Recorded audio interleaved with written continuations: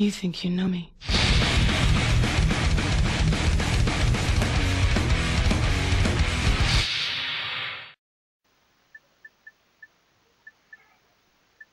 The irony of having 3 save files going into on the same plan. Hello everyone, welcome back to Ratchet Clank. In the last episode we beat the game, and today we are doing some challenge mode stuff. So let's select our file and rewrite it. Of course, this means that now the game completely starts over. However, now that you've beaten the game, you get the ability to skip cutscenes. Because for whatever reason, you can't skip the cutscenes when you're playing through it the first time. But now that you've beaten it, you can skip the cutscenes. Of course, that was a lie. If you hold down the L1, L2, R2 and R2 buttons and then press start, you can skip the cutscenes. So yeah, here we are. Back at the beginning. Of course, we've now unlocked the goodies menu. But we got all of our weapons. All the weapons that we had. Now, of course, the quick select is still filled with the items that you had, so I'm just gonna customize this quickly. I said go there.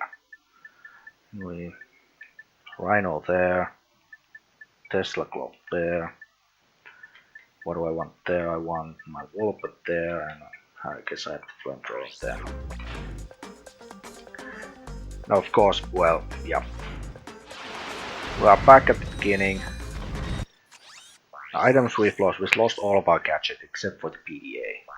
We've lost everything, including the items, except for the gold bolts and the optional stuff that we got. If we take a look at the goodies menu, you can see that, well, we got these items.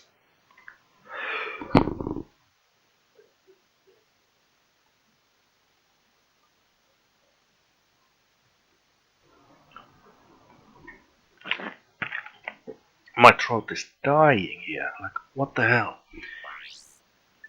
Anyway, here's the skill points we got. We missed one in Novalis. We got this one without touching the ground. We also missed another one. These two are like just shoot some random stuff. Stand between legs, take out the blimp, destroy the workbot, blow up them vehicles. Tricky is, well, you just 2 points in the hoverboard racing. Speedy is you go as fast as you can. Girl trouble, I can't actually remember. Oh yeah, the girl trouble. It's the you beat the mini boss with only your range. Which I said fuck it. Jumpers go through without getting hit. Accuracy count is you shoot some random ships flying around. Eat lead, or it's one of these is shooting the ship, other one is using the sand mice and destroy the tanks. And this one is once again don't just shoot random stuff. This we did sniper, destroy birds, lure enemy, yeah. Got pest control and sneaky. There's a lot of skill points that I missed. That I don't really care. Cheats. We haven't activated any cheats. I'm not gonna be activating any cheats. Yeah, there's a whole bunch of cutscenes. And in-level movies. Of course. Is this which one? Yeah. In-level movies. The ones that you just see in the level. Of course, not having Clank kinda sucks. But we just have to deal with it. So what I'm gonna do now is I'm just gonna quickly run through the level, which is, well, kind of easy because, well, you got all the overpowered weapons you're not really supposed to be having at this point. I could get destroy crate, but I got enough money that I don't care about. I mean, even these guys that were semi problem now aren't anything. I can just blast through this.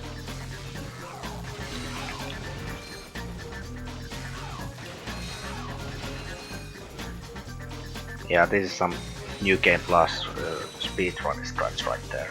And oh look, we got to the clank. Let's skip a whole bunch of cutscenes. Info part, of course, these are things that we can't skip because there are hidden loading times. Then we are back on the flagship. Now we're crashing to Novalis. All the standard stuff. And here we go, we are back at the level. One thing I wanna check is... yeah, we even lost the helmet, the Sonic Summoner. That's gonna work, because it's kind of a side extra item. But yeah, here we are. Of course, another thing that's gonna be interesting is, well, there's a mysterious teleport there. By the way, the question marks is, well, these... yeah, you activate stuff. I'm actually going to Google it, or I found the wiki that there's a Ratchet Clank wiki on internet, just Google it. It's kind of easy. There's even the epilogue. Epilogue is just magazine covers, lets you tell what happens. That's the all skill point one, right there.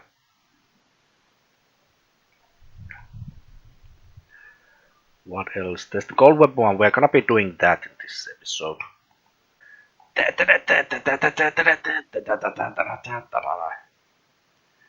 Unlockables, there we go.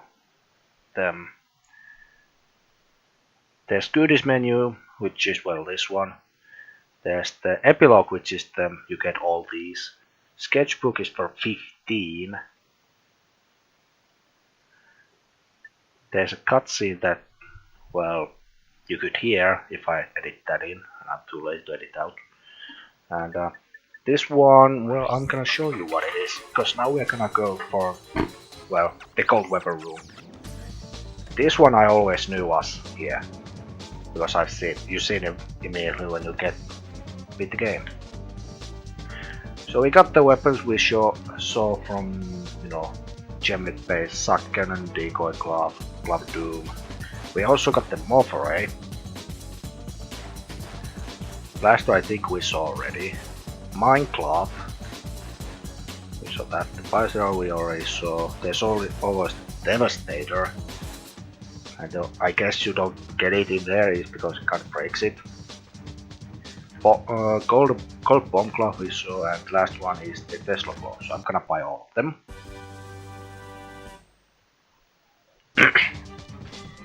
And the only thing it does is it increases the damage.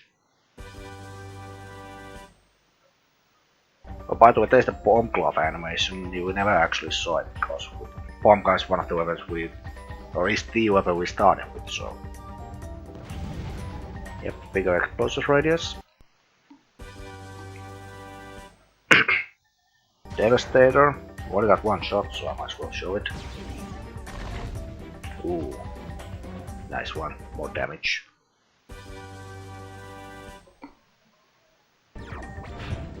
I hope my capture card crashed because the credit side doesn't crash right.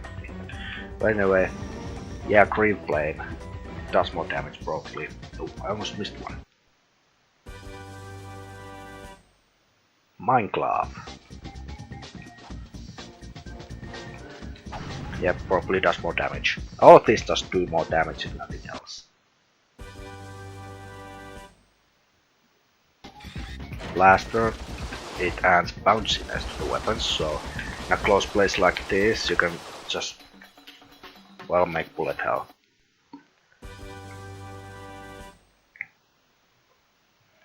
Morph Array. Not sure, we'll have to check that out later. Glove of Doom, same thing, we have to check that later because there's no point of showing it. Decoy Glove. It makes a Dark Ratchet.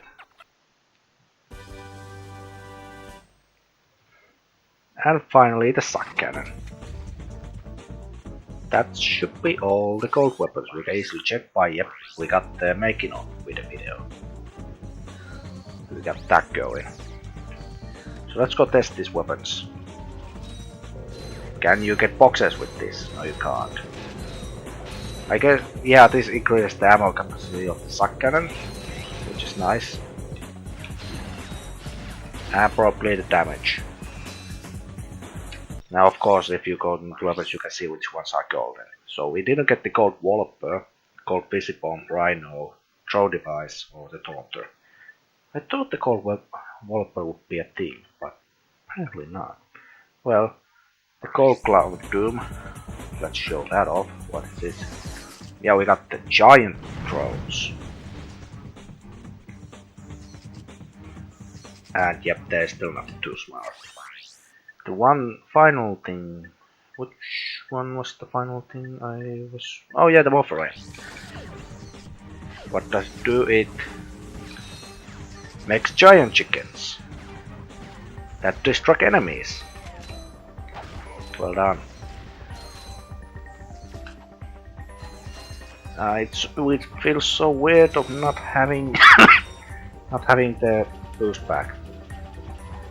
You know. And this is pretty much a challenge mode. Now you just go and beat the game again. But this time the job should be slightly easier. Since you know you have 8 health to start with and more money than you know what to do with. Actually, before we take a look, I'm gonna go record the final cutscene of the game after the credits because it broke down, so be right back.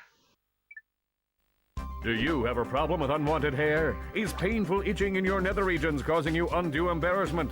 Do you just plain stink? Then you need this, the Gadgetron Personal Hygienator. Hi, I'm Steve McQuark, and this little baby can take care of any grooming needs that are just too much trouble for you to handle yourself. Allow me to demonstrate. Yeah. Oh, mommy. Turn it off! Turn it off! There you go, that's that done. And yeah, I guess this is the final thing I'm gonna be showing in this game. So thanks for watching this whole series. Here's the making of video, behind the scenes stuff with Insomniac Games.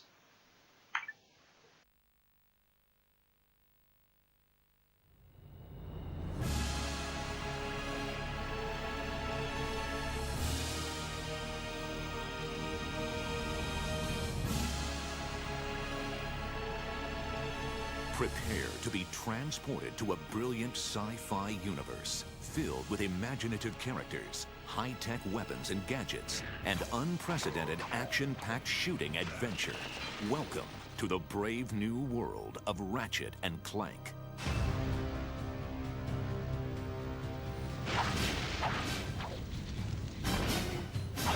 When we started talking about the ideas behind Ratchet and Clank, this character that rockets from planet to planet with weapons and gadgets, well, weapons suddenly jumped to the foreground.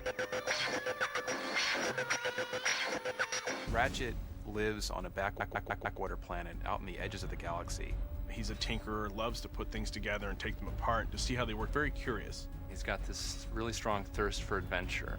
And lucky for him, he gets to meet Clank, which allows him to travel to new worlds. And Ratchet and Clank meet each other, but they don't necessarily get along. Ratchet just wants to go out and blow stuff up and have a good time, and Clank is much more serious about accomplishing his goals.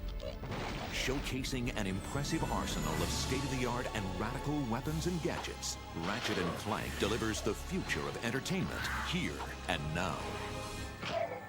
When you get weapons in this game, there's such immediate gratification. You can go out and blow the crap out of everything.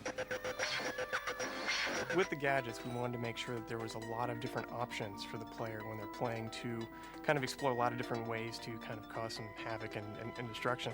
There's the Tesla Claw, which shoots a bolt of electricity out, which actually picks characters up and throws them mid-air, and they explode. You've got the Suck Cannon, which allows you to suck characters in and hold them and fire them back out. The Rhino is an acronym for Rip Ya a New One, and you just stand back, fire that thing, and it destroys anything in its way. I love the Pyrocitor. I'm not sure what that says about me. One of the most unique weapons we have is the Visibomb. It's awfully fun to cruise around the level from the bird's eye view and then target an enemy on the ground and just blow them up. We were really surprised how quickly Ratchet came together. Ratchet started as this really small, scrappy cat-type thing, then kind of a much taller dog-like creature. And what I ended up doing was actually taking these two forms and putting them together, and that's pretty much how we ended up with them. As artists, we've set a really high standard for what we want to achieve in this game, but it feels really good to know that the programmers, the designers, everybody has set equally high standards. Everybody who comes on board here is excellent at what they do and have really high expectations of delivering excellence. When someone plays an Insomniac game, they can see anywhere they look in the game, there's an attention to detail, quality, as well as technical performance that is never lacking. Developed by Insomniac Games, Ratchet & Clank is the development team's first entertainment venture for the PlayStation 2. We knew we had to come up with something that was going to raise the bar even farther than Spyro had as far as action platformers went. And that's where Ratchet & Clank came from. We're actually expanding the genre. We're trying to break out of what people typically consider the action platformer or character action game genre. One of the big differences between Spyro and Ratchet is being able to animate this stuff on the PS2. In a single level of this game, there's probably more art than was in an entire game on one of our PS1 releases. Every single level of the game, we bring forth something new for the player to do. By the 5th or 6th level of this game, we are up to the complexity of the strongest titles in the category, and there's a lot of levels in this game. It's a very deep machine. We've written immense amounts of code and assembly language, probably more than 100,000 lines compared to what we did on the PS1. You know, more by a factor of 10. We can have very rich, detailed environments. We can have lots of enemies attacking you at once with their different behaviors. The AI has become more complex. With the faster processor speeds, we can have many ships and planes and vehicles just traveling through to breathe life into the environments. There's loads and loads of stuff wherever you look. There's detail, there's movement, explosions. It's a busy world. We're not just creating these environments and expecting them to sit there and expecting people to say, wow, your polygons are so pretty. The point is, it's alive, and there's a lot going on. It's not a static universe, it's an interactive universe, and you interact with it. This game has a lot of great things: art, technology, design, power from the PlayStation 2, but the best part of it is you get to blow shit up. With a team of talented designers, programmers, artists, and animators, Insomniac Games raises the bar and delivers another captivating game only for the PlayStation 2. When I tell people about what I do for a living, like, that's not work. It's fun. The Insomniacs don't take themselves too seriously, and people love to come to work and just have a good time, and I think that really is shown in our characters. Look, plumber's cracked. What did you just say? I said, look, the plumber's back. All right, wise guy. We, as a company, are committed to giving our games a lot of humor. We use a little bit more sarcasm, and the humor's a little bit more biting. With an immense arsenal of gadgets and weapons, innovative gameplay mechanics, an evolving economic system, unparalleled technology, and vibrantly detailed graphics, Ratchet & Clank is a galaxy-stomping, adrenaline-soaked masterpiece. We've gone out of our way to make this thing the largest, loudest, most active world we could possibly think of. What Insomniac has done with this game blows my mind every time I see it. Like, I just sit in awe and stare at the visual material and just the all-encompassing feel that this game offers. There are a lot of things that the players have to do, a lot of things that players have to keep in mind, but when it comes down to it, it's really just about blowing shit up. Blow up a lot of shit. Blow up, blowing shit up. Ratchet and Clank, coming to a galaxy near you.